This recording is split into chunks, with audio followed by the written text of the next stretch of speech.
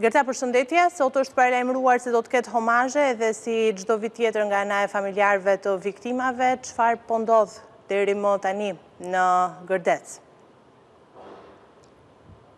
Të përshëndes Rovena, tashmë kanë kaluar pra 17 vite që nga mesdita e 15 marsit të vitit 2008,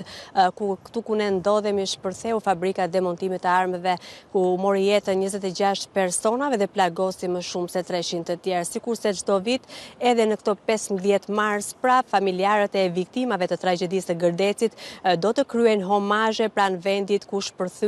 ndodhi shpërthimi dhe u mori jetën 10 personave. Pritet që homazhe ditën e sotme të nisin në orën 12, ashtu sikur se ka ndodhur çdo vit në fakt, ku familjarët do të vinë pranë memoriali që është me emrat e viktimave që humbën jetën nga tragjedia e Gërdecit.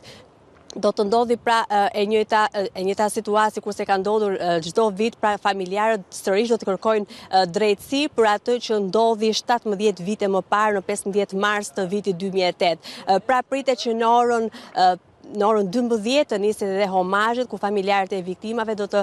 vinë për të vendosur buqeta me lule pranë memorialit që mbadhe emrat e 26 viktimave të tragjedisë të Gërdecit të vitit 2008. Ka kaluar tashmë Rovena 17 vite dhe sigurisht familjarët vijojnë të kërkojnë drejtësi për një krim të pandëshkuar, sikurse e kanë cilësuar ata vazhdimisht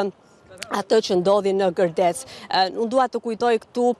sigurisht që të gjithë familjarët kanë kërkuar vazhdimisht drejtësi për tragjedinë e Gërdecit, por është Zamira Durda, një zonë që vijon prej 17 vitesh të kërkoj drejtësi për djalin e saj 7 vjeç Erisonin, që në atë kohë humbi jetën për shkak se ishte duke luajtur pranë banesës me biçikletë dhe një predh